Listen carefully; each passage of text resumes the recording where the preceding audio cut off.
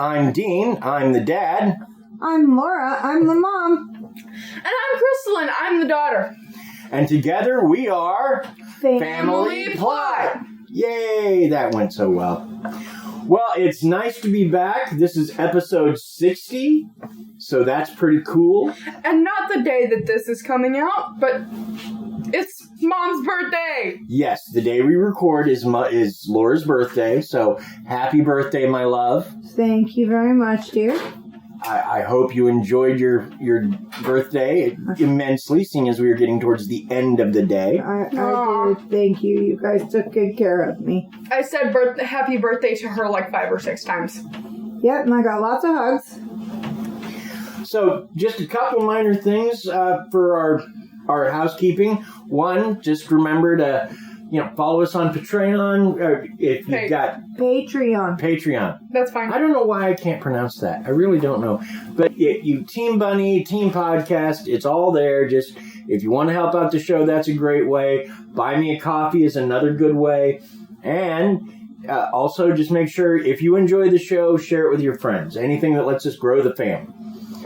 Right. As they say in the movies. All right. So, what movie was that from? Blazing Saddles. Blazing Saddles is the movie that was from. Thanks. I'm trying to understand it better, because Dad keeps being growly when I say I don't understand. I'm not growly so much as I feel like sometimes my wit is wasted. Well, I'm going to try to understand it like you try to understand me. So... Yeah, I have to listen to this one. This one's probably going to be my favorite one. This week... I've been listening to all of them. Ooh. This week, we're covering the Owlman of Cornwall. Now, that's Cornwall in England, not a wall made of corn, which would probably be in, I don't know, South Dakota. Idaho. I thought that would be a wall of potatoes. Yeah, maybe Iowa. See, the reason I went with Iowa corn thing. Yeah, but the reason I went with South Dakota was they have a corn palace there. Okay, well, lots of people have corn-themed things. Where's the biggest ear of corn? Because isn't there like a giant ear of corn somewhere? Probably Minnesota, right next to the largest ball of twine. Don't go throwing the largest ball of twine under the bus, because that's going to get stuck. You're going to have a lot of cats freaking out. Maybe so. Also, and rabbits. Cats don't need to go under the bus, ever. I'm just saying. So, well, as a bit of an introduction, we're dealing with a church in an area called Mawnan. Church. And owls eat mice. Yes, owls do eat mice. In fact, we will discuss that to some degree. At the end of a mile-long, sheltered, narrow lane, the small churchyard of Mawnan was a sacred spot long before the 13th century church was built here, with views over the mouth of the Helford River. Here, and in an adjacent wood, sightings of a flying creature about 5 feet tall, half man, half owl, with glowing red eyes, silver feathers, and crab-like claws, have terrified people dating as far back as the 11th century. That's long ago. Yes. But what we are going to focus on is the more recent sightings, starting in the 1970s. Okay. Now, before we get into discussing the sightings of the Owlman, I think it would be quite helpful if Krysta had some weird facts for us. You think that would be helpful? Well, yeah. People like Krysta's weird facts. They do. Yeah, I like Krysta's weird. Well, I don't know about other people. I like Krysta's weird facts, and it is my birthday. Yes, so... People? Oh, I'm gonna have to hear about that after the podcast. What do you guys say?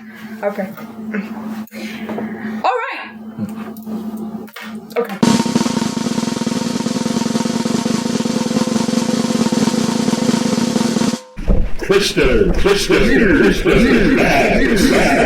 So, today's notes are from the website Audubon? Okay. Audubon. Yes. Audubon.org. Very good website for dealing with birds of any kind. Mm-hmm. And this is a good website because it says .org and .org.com, pretty much any of that is good websites to look off of or base anything that you are getting your stuff from. No, we are not sponsored. Please do not. Now, just in case you hadn't figured it out yet, because I don't know if anybody said it, but this week, Krysta's weird facts Are about owls. are about owls. And today we are having Melissa St. Michael's facts on the show today. So thank you. Thank you, Melissa. A Good big job. clap for the creator. Thank you, Melissa. All right, we're ready to get into this. And today is a +1, by the way, because it's Yay. Mama's birthday. Yay. Yay! Did she do a +1 for your birthday? No. You're special. I'm so sorry. It's I okay. wasn't thinking about it. It's all right, Krysta. You go, baby girl. All right. Number 1. Many owl species have asymmetrical ears when located at different heights on the owl's head. Their ears are able to pinpoint the location of sounds in multiple dimensions. Ready, aim, strike. Because that's part of how owls hunt. Yes, they have decent vision, but they have better hearing. Good, fabulous. I'm surprised I could say asymmetrical. I'm not. You're a smart kid. Number 2. This one is about the eyes. Number 2. This one is about the eyes. And I said this one is about the eyes, and then I was like, number 3. That's not how it works, Krysta. It's okay, Krysta. It's been a long day. The eyes of an owl are not true eyeballs. Their tube-shaped eyes are completely immobile, providing binocular vision, which fully focuses on their prey and boosts depth perception. Wow. There were a lot of big words in that. Yes. There were. But it's also quite amazing. Yes. It is. What's amazing? The binocular-shaped eyes. I never knew that. I knew that they were excellent hunters and that they could find prey in the dark really easily, but I didn't know that about their eyes. Number 3. Owls can rotate their necks 270 degrees. A blood pooling system collects blood to power their brains and eyes when neck movement cuts off circulation. Wow, that's cool. I didn't know that either. Did you know that? I did not. I didn't know they could move their head quite a ways, but I didn't know about the blood pooling system. That's cool. Number 4. A group of owls is called a parliament. I think that is? Parliament, yes. Yep. That one I had heard. This originates or Originates. originates. That's what I thought it was. Originates from C.S. Lewis' description of a meeting of owls in the Chronicles of Narnia. Well. Owls hunt other owls. Great horned owls are top predator of the smaller barred owl. Okay, so that's number 5. Let's go for the plus 1. I think this one's pretty cool. Number 6. I'm sorry this is going so fast, honestly. It has. It's been good, too. The tiniest owl in the world is the elf owl, which is 5 to 6 inches tall and weighs about 1 1/2 ounces. The largest North American owl in appearance is the great gray owl, which is up to 32 inches tall. Wow. Pretty big for an owl. I don't want to ever see that. Sounds like a hawk. I don't want that.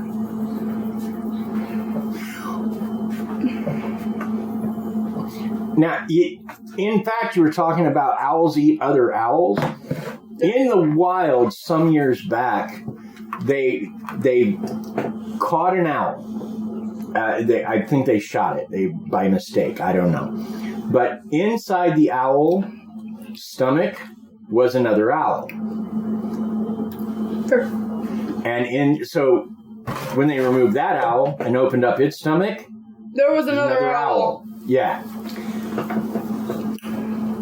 I know that because I listened to No Such Thing as a Fish. Yep. All right. So thank you for listening to my facts today. It was very nice talking to you all in my own time. Krista, I think you did amazing. Those were some great facts. Those were some really good facts, babe. Oh yeah, and that was last minute as well. Well, I wouldn't have known it if you hadn't said something just now. So let's move on to the next thing we're doing. Now, as I said, sightings of the Owl Man date back to the 11th century or so, but we're going to focus on the modern sightings. So let's talk about the first sighting we have past the 1900s is in 1926. The Cornish Echo, which was the newspaper of the area, reported that 2 boys had been chased by what was described as a very large and ferocious bird. The terrified boys managed to escape and took cover behind a large steel grating. They drew a picture of the thing that chased them, and we will include this in the show notes, or it may actually be the show logo, but if you look, you can see the Owlman as they first saw him in 1926. Wow. Now, the next 2 sightings we have to deal with were reported by a gentleman by the name of Tony Shields. Now, he calls himself Doc, and here's the only problem I have with Doc Shields, is that he's known to hoax certain paranormal things. So we cannot trust this fully. If you find anything against us, we are happy to note that that was not true. Right. And that is one thing that people do kind of hold against the Owl Man of Cornwall legend, is that the best known stories we have come from Tony Shields. Mm-hmm. So, now the first story he has was about 2 girls on holiday in Mawnan who saw a large winged creature hovering above the tower of St. Mawnan and St. Stephen's Church on 17th of April, 1976. According to most versions of the story, the girls identified as June and Vicky Melling were so frightened by the sight of a large feathered bird man that their father Don immediately cut short their family holiday after hearing their tale. According to Shields, one of the girls provided him with a drawing of a creature which he dubbed the Owl Man. Yeah. Okay. So, that is the first Tony Shields story. Okay. The next reported sighting